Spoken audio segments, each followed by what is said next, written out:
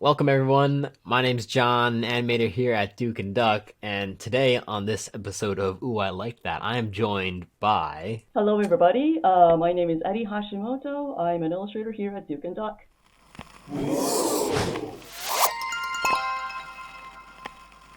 I have this Blender short called Volta by a lad named William Landgren. He's pretty cool because he started from learning Blender himself and is now very good, very talented, and kind of does his own thing, I think. Not working at any specific studio, but he created this in Blender and it's beautiful. Can't wait. I'm ready. And for this video especially, make sure you have the sound turned up because the sound design is really, really good too. Ooh, okay.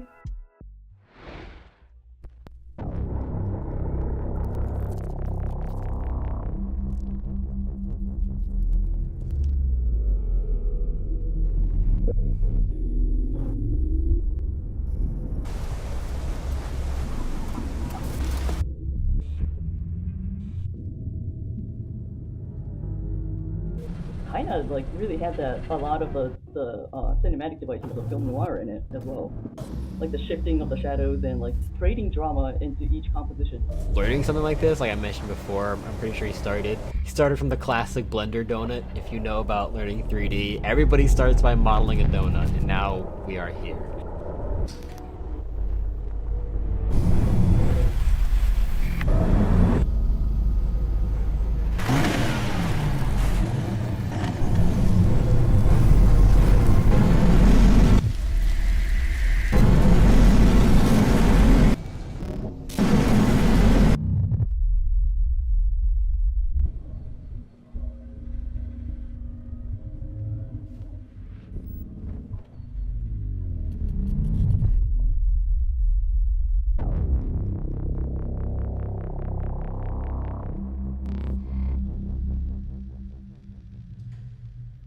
That was nuts. That was all done in Blender? I don't know all in Blender, but definitely it seems like a majority of it. I can see After Effects too in there. Damn. Like, you're right. The sound design was crazy. Like, I was like, what?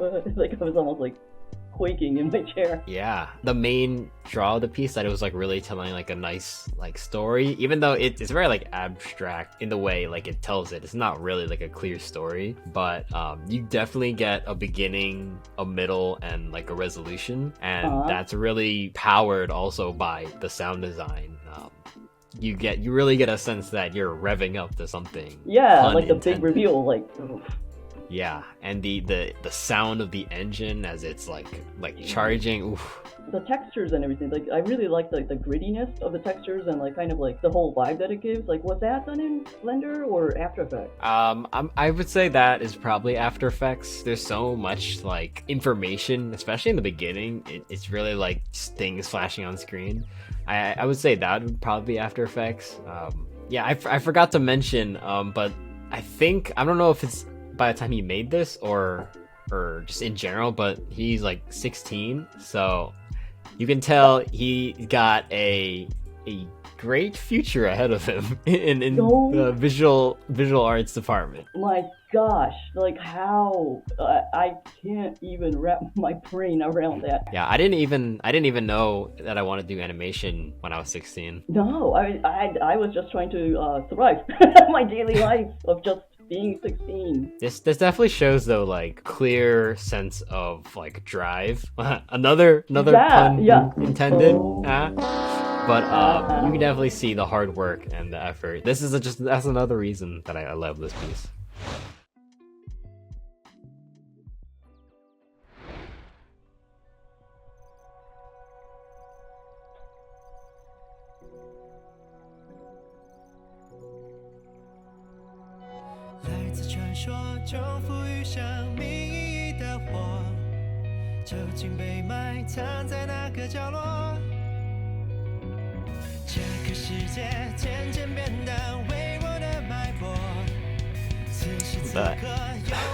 Love the walk cycles.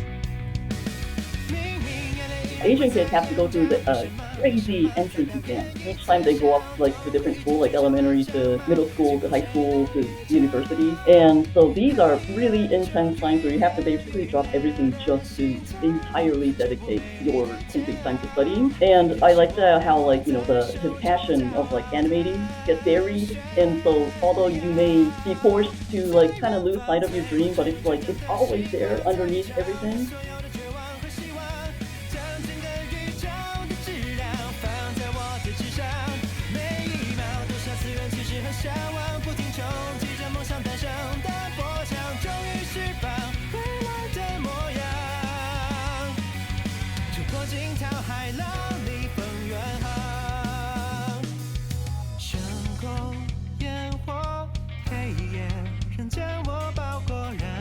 To give kind of like a background to this, like Bilibili is like the Chinese online version of like their version of YouTube, and all the glowing comments and everything. They have their like commenting system, which like I think is like more common in Asian video sharing sites, because like Japan has this as well, like this Nico Nico video where like you can type in a comment at the exact time where you want to comment at, so you don't have to do that like YouTube thing of like writing a timestamp and then leaving it in the comments below. It just like shows up right there. So like the more people are like pumped up, the more like they call it the comment bullet.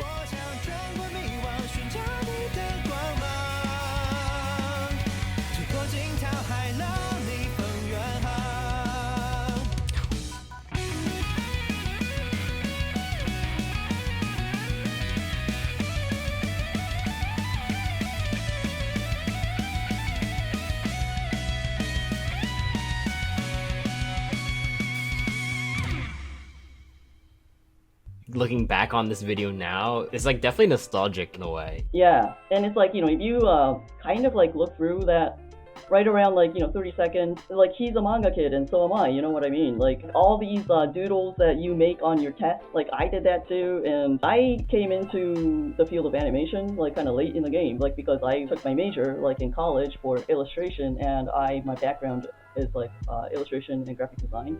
So I'm new to the field of animation.